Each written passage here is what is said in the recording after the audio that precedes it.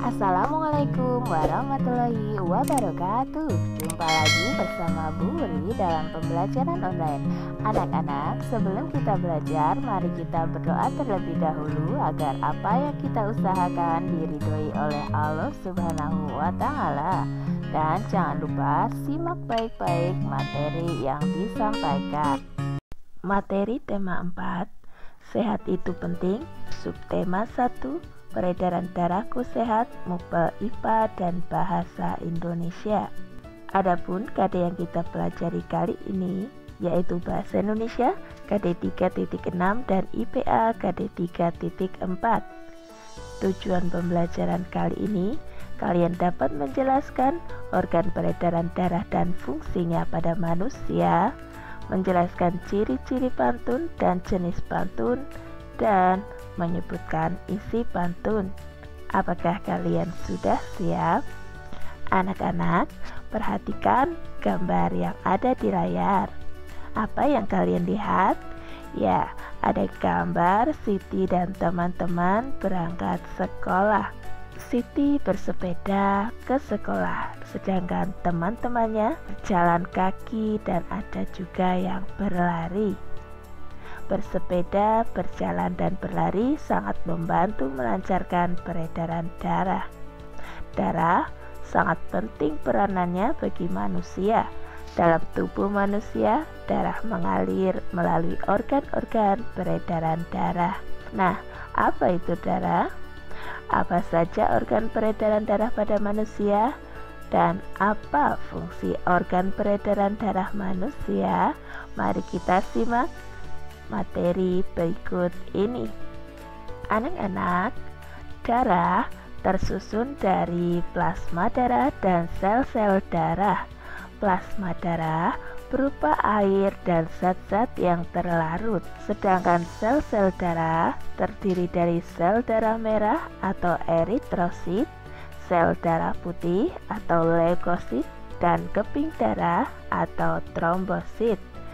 Adapun fungsi darah diantaranya mengedarkan zat makanan ke seluruh tubuh yang dilakukan oleh plasma darah, mengangkut oksigen ke seluruh tubuh, dilakukan oleh sel darah merah, membasmi kuman yang masuk ke dalam tubuh, dilakukan oleh sel darah putih, dan menutup luka yang dilakukan oleh keping darah. Apa itu sistem peredaran darah manusia? Sistem peredaran darah manusia adalah mengalirnya darah di dalam tubuh manusia. Sistem peredaran darah dibedakan menjadi dua, yaitu sistem peredaran darah kecil dan sistem peredaran darah besar. Yang pertama, sistem peredaran darah kecil. Perhatikan lingkaran yang ada di layar. Peredaran darah kecil berlangsung dari jantung ke paru-paru dan kembali ke jantung. Adapun urutan peredaran darah kecil diantaranya dari bilik kanan, dilanjutkan ke arteri pulmonaris, masuk ke bagian paru-paru.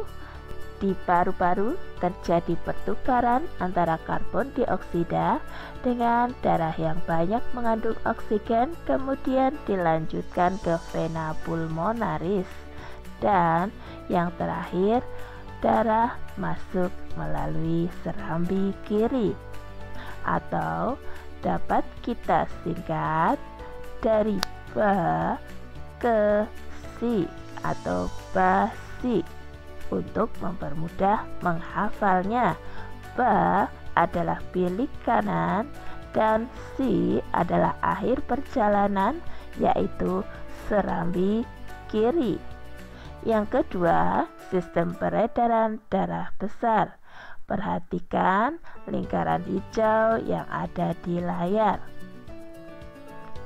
Pada sistem peredaran darah besar, darah mengalir melalui jantung ke seluruh tubuh dan kembali ke jantung.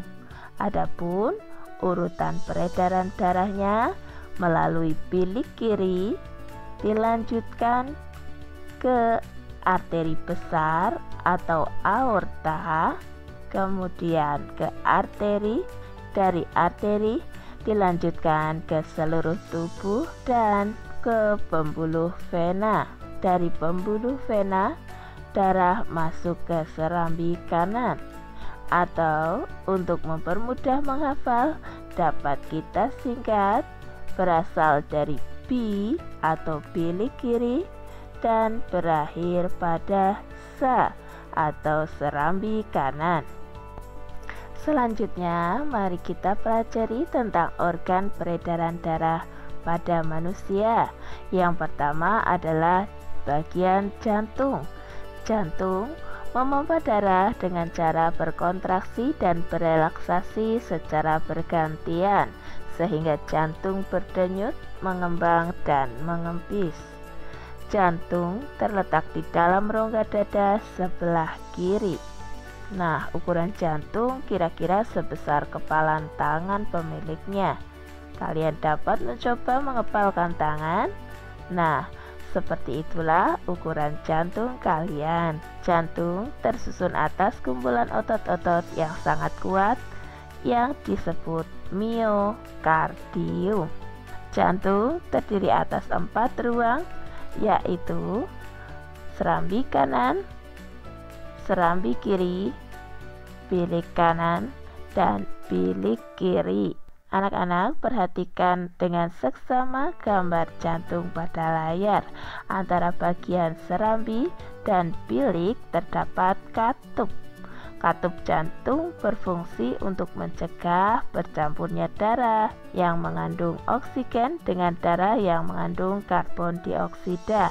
Otot penyusun bilik lebih tebal daripada otot pada serambi jantung. Kontraksi dan relaksasi pada jantung mengakibatkan terjadinya denyut jantung atau denyut nadi. Ketika jantung memompa darah ke dalam pembuluh nadi, pembuluh tersebut ikut berdenyut. Untuk organ peredaran darah yang kedua, yaitu pembuluh darah. Ketika mengalir dari jantung ke seluruh tubuh atau sebaliknya, darah berada dalam pembuluh darah. Pembuluh darah terdiri dari 3 jenis. Yang pertama, arteri atau pembuluh nadi.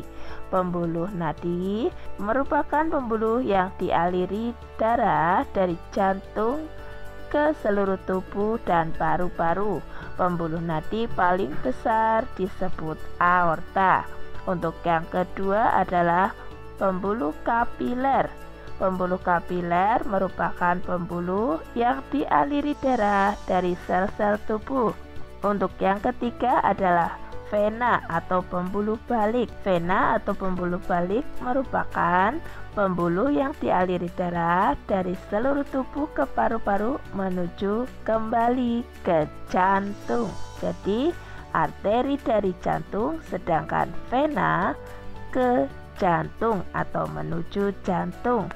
Perbedaan antara arteri, pembuluh nadi, dan vena, pembuluh balik, diantaranya arteri terletak di bagian dalam tubuh, sedangkan pada vena terletak dekat dengan permukaan tubuh atau tampak kebiruan. Pada arteri, dinding pembuluh tebal, kuat, dan elastis, sedangkan vena, dinding pembuluh tipis dan tidak elastis. Pada arteri, aliran darah berasal dari jantung, sedangkan pada vena, aliran darah menuju ke jantung. Untuk arteri, denyutnya terasa atau seirama denyut jantung, sedangkan pada vena, denyutnya tidak terasa. Anak-anak, kalian dapat merasakan denyut nadi atau arteri. Silakan kalian raba pergelangan tangan kalian dan tekan atau pada bagian leher di bawah telinga. Dengan merasakan denyut nadi, kalian dapat mengetahui berapa denyut jantung tiap menit. Nah, alat untuk menghitung denyut jantung disebut elektrokardiograf.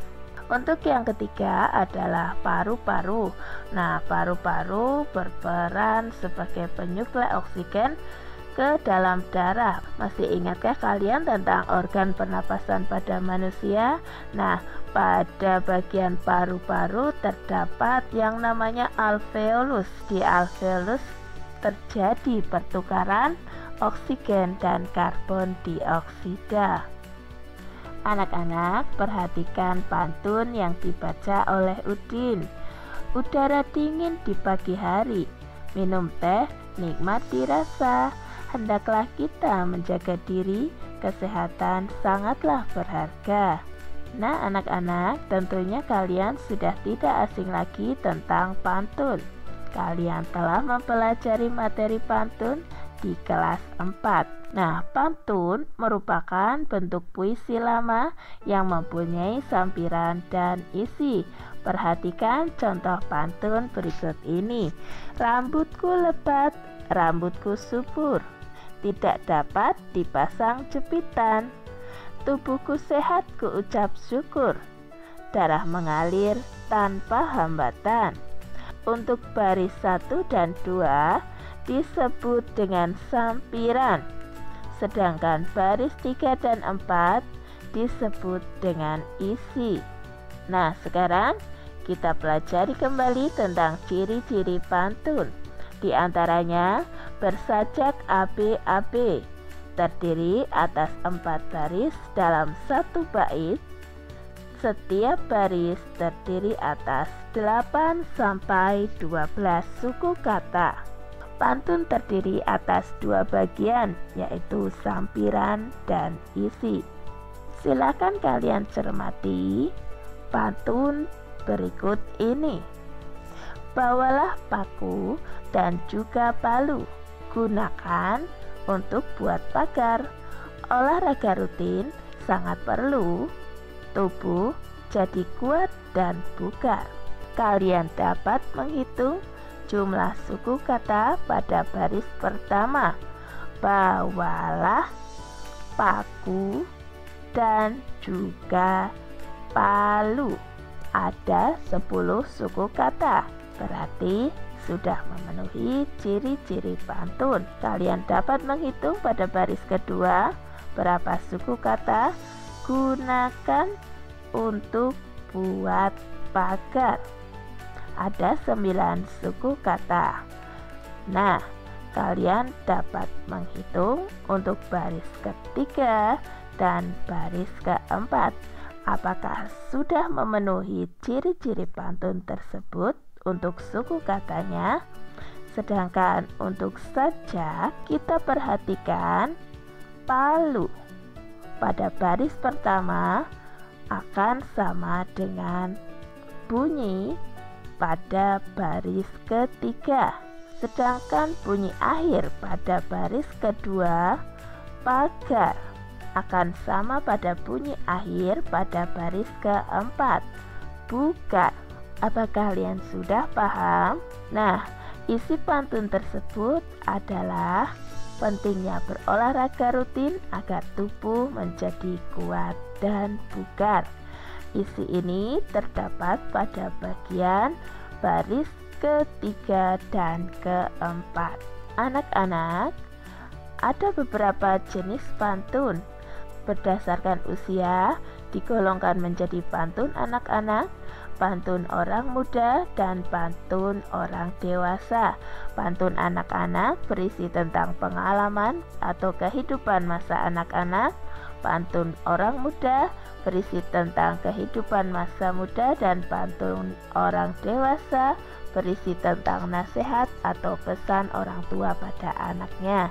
Sedangkan berdasarkan isi, pantun dibedakan menjadi 4, yaitu pantun nasihat berisi anjuran atau ajaran, pantun jenaka berisi tentang hiburan, pantun teka-teki digunakan dalam permainan berbalas pantun. Sedangkan pantun yang keempat adalah pantun kiasan, yaitu pantun yang mengibaratkan sesuatu dengan sesuatu yang lain. Nah anak-anak, demikian pembelajaran yang dapat Ibu sampaikan.